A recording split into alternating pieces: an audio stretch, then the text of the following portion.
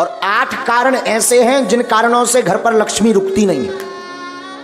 8 कारण, सुन लीजिए, 8 कारण ऐसे हैं जिन कारणों से लक्ष्मी घर पर नहीं रुकती। सुनिए कौन कौन से ऐसे कारण हैं, ये बहुत ध्यान देने योग्य है। पहला कारण, मां पिता का अपमान जिस घर में होता, गुरु का, संत का, अतिथि का अपमान जिस घर में होता, वो कभी भी धनवान नहीं बन सकता। पैसा आ जाएगा तो टिकेगा नहीं, एक झटका ऐसा लगेगा कि कर्ज में डूब जाएगा। दूसरा कारण, अत्यधिक क्रोधी व्यक्ति के घर पर मां लक्ष्मी नहीं टिकती, तो क्रोध पर कंट्रोल रखें। तीसरा कारण, जो जूठे बर्तन को किचन में, रसोई घर में रखता है और यत्र तत्र फैला देता, तुरंत साफ नहीं करता, उस घर में मां लक्ष्मी का वास नहीं होता।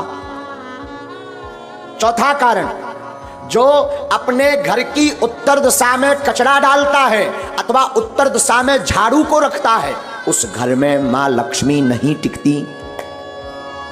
पांचवा कारण, जो माताएं अथवा पुरुष सूर्य अस्त के बाद घर में झाड़ू लगाती अथवा भोजन करते सूर्य अस्त के समय, संध्या के समय, संध्या का मतलब दिन का विराम, रात्रि का प्रारंभ, जो संध्या की वेला में झाड़ू लगाते, भोजन करते, उनके घर पर मां लक्ष्मी नहीं टिकती।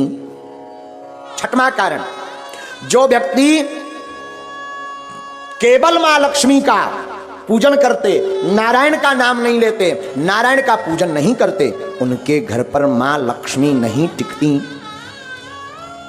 सातवां कारण सुनिए किनके घर पर नहीं टिकती, जो व्यक्ति अपने घर पर माताएं आटा गौंथ करके फ्रिज में रख देती हैं और दूसरे दिन उसका प्रयोग करती हैं, जो माताएं ऐसा करती हैं उनके घर पर लक्ष्मी नहीं टिकती।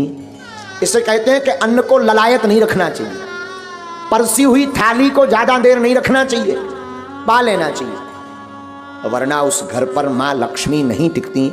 आठवां कारण, शाम के समय पड़ोसी को, मित्र को, रिश्तेदार को कभी भी शाम के समय नमक का दान नहीं करना चाहिए।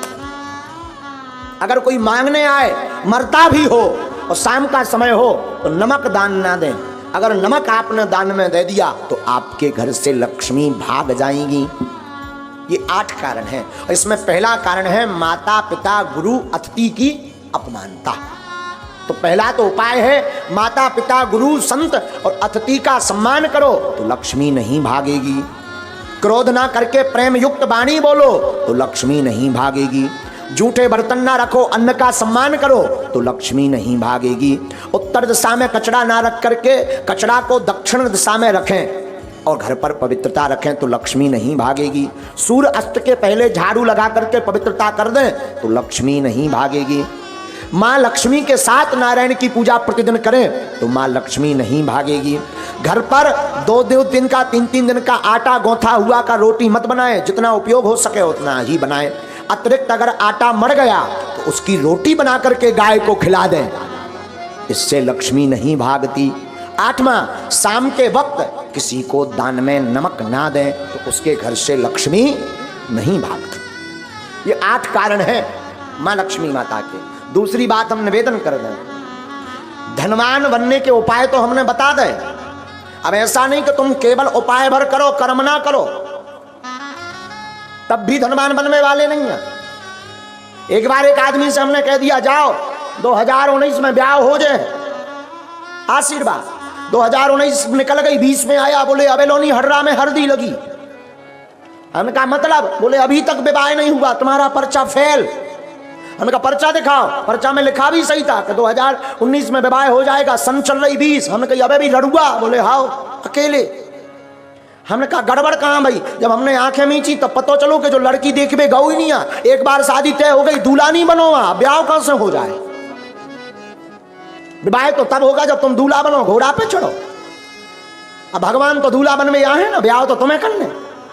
उसी प्रकार धर्मान बनना है तो तुम केवल ओम जय लक्ष्मी रमना और चादरा पकड़ो और सो जाओ और फिर काव बागेश्वर धाम में आके हमारे महाराज तुम्हारी ठटरी वरे हैं। खूब उपाय कर लिए, कुछ नहीं हुआ तो कुछ होने वाला नहीं है। व्यापार करो, कर्म करो, टिकता नहीं, सफलता नहीं मिलती, धन रुकता नहीं, धन आता नहीं, गमन के मार्ग ज्यादा हैं। अगर ऐसी स्थिति से गुजर रहे, व्यापार शुरू करने वाले हो, आप इन उपाय को कर लीजिए। हमें अपने गुरु पर भरोसा है, ये उपाय फेल नहीं होंगे। और ठाकुर जी से प्रार्थना है, आज तक की जिसने कथा सुनी, नारायण भगवान ऐसी कृपा करें, उन सबको मां लक्ष्मी का वरदहस्त प्राप्त हो। हारियो न हिम्मत, बिसारियो न राम। क्या? हारियो न हिम्मत, बिसारियो न राम। राम नाम से ही बने सब काम। हिम्मत को हारो मत, राम को विसारो मत।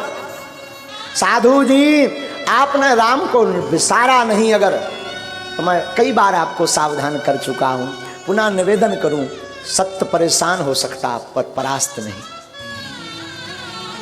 दूसरी सावधानी करूं तो बुरा मत मानना। शरणागति एक शब्द है, शरणागति कहते ना, शरण आ जाओ, शरण में जाओ। शरणागति का मतलब अमुक व्यक्ति के आदेश उपदेश को मान करके जीवन की प्रत्येक कला लीला पर चलना, ये शरणागति। शरणागति एक शब्द है। शरणागति जीवन में बहुत जरूरी है,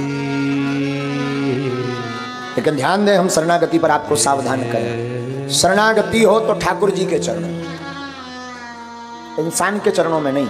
और कोई पूछे, नहीं महाराज हमें तो भगवान मिले नहीं, भगवान तो हमसे बात करते नहीं, फिर भी हम शरणागति लेना चाहते हैं, तो मैं निवेदन करूं, माता पिता और गुरु के चरणों की शरणागति लो।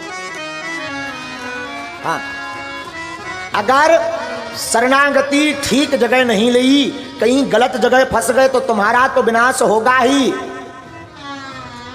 उनका भी विनाश होगा जिसकी शरण में। इसलिए वो बड़ा प्यारा कहावत है गाँव में, पानी पीजिए छान कर, गुरु ढूंढिए जान। शरणागति का मतलब शरण में डले रहना, पर ऐसे संत की शरण में रहो जो आपको भगवंत से मिला दे, जो मुक्ति का मार्ग बता दे, जो माधव के मिलने का पथ बता दे, जो गोविंद की याद करा दे। संत या गुरु की कृपा का मतलब ये नहीं कि धन बरसे, पैसा बरसे। संत और गुरु की कृपा का मतलब है कि उसके जीवन में आते ही मुस्कुराहट प्रारंभ हो जाती।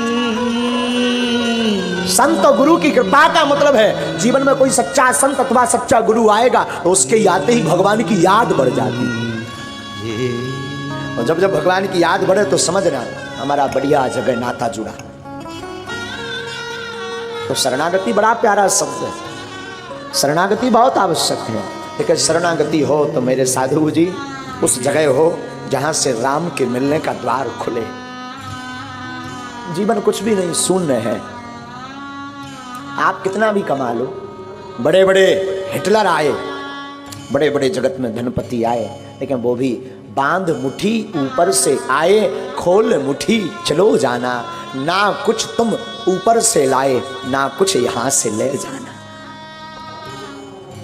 कुछ भी नहीं रहना साथ में, व्यर्थ।